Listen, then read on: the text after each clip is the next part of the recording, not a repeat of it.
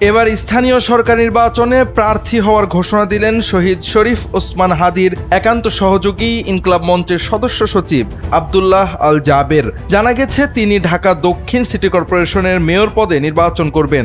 রোববার ডাকসুর মুক্তিযুদ্ধ বিষয়ক সম্পাদক ও ইনকিলাব মঞ্চের ঢাকা বিশ্ববিদ্যালয় শাখার মুখপাত্র ফাতেমা তাসনিম জুমা ফেসবুকে এক পোস্টের মাধ্যমে বিষয়টি নিয়ে স্পষ্ট ইঙ্গিত দিয়েছেন। ফেসবুকে দেওয়া পোস্টে জুমা লিখেছেন, আব্দুল্লাহ আল জাবের, ক্যান্ডিডেট ঢাকা সাউথ।